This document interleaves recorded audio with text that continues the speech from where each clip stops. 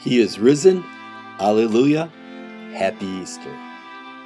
To celebrate the joy of the resurrection, I want to celebrate the things that make me smile.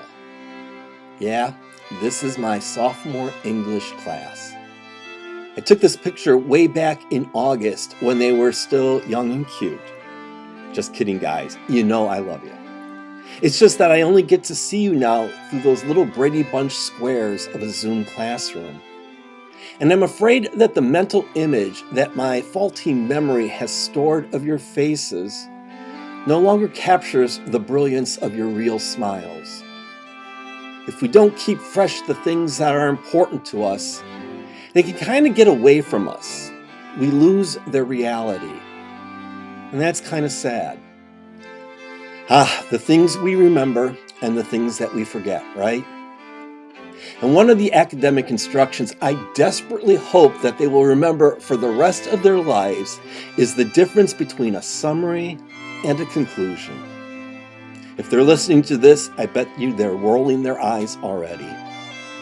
I fear that somewhere in their education, someone told them that the only thing you have to do in the last paragraph of an essay is to summarize everything you just wrote about. Yeah, that's right. My own students treat me as if I'm not smart enough to remember what I just read 5 minutes ago.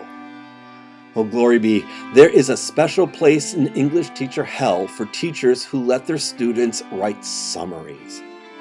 You know what I want? I want a conclusion. When I get to that last paragraph, don't tell me what I've already read.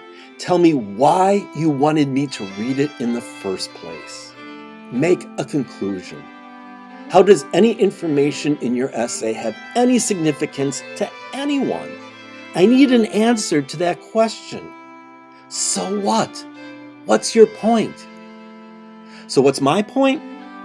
Just 2 weeks ago, we started the Easter Triduum and we revisited the story about the Last Supper where the disciples argued amongst themselves who was the greatest disciples. And then they all proceeded to fall asleep in the garden. And then Judas betrayed Jesus, and Peter denied him even after swearing that he'd rather die than deny Jesus. And here we are 2 weeks later as Peter and the crew, who are all brave and confident now, and they're defying the orders of the Sanhedrin and asserting their intention to keep on preaching despite all these orders against them. It's a pretty amazing transformation that begs the question, how are we doing after the celebration of the resurrection? I fear that once the jelly beans are eaten, we refocus our attention and go back to whatever is the new normal in our lives. Yeah, Easter was nice, but now it's time to get back to work. And I fear that if I ask myself in what real way this past Easter season has changed or transformed me, I might not have much to say. And while I'm not necessarily expecting to see a transformation like we see in the disciples, I also wonder if I've kind of given up looking for any kind of transformation at all. And I read over the gospel and I nod my head. And I know that just by calling ourselves Christian, we all accept the testimony of Jesus and we all believe in the Son and that we try not to disobey him. Yeah, Jesus died.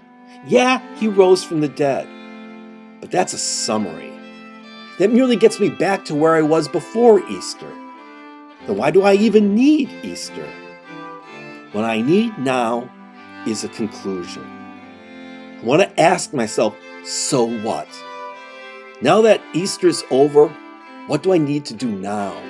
And I can't just let myself summarize what happened. I need to make a conclusion about how and why Jesus' passion and resurrection have significance in my everyday life.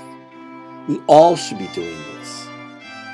Because some of us are old, some are young, some are single, some married. Because we all come from different places. We're all going to have different conclusions. And that's the way it should be. We're all at different points in our lives, and we each have to find our own way to make the joy of the resurrection special and unique in our own lives.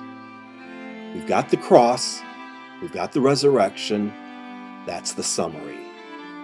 But now we've got to seriously pray and ask ourselves, what's the point? So what? If we don't keep fresh the things that are important to us, they can get away from us. We lose their reality. And the miracle of the season is that when you can figure out how things should, could, or would be different in our lives because of Easter, that's how we keep Easter alive in our hearts. Live the joy.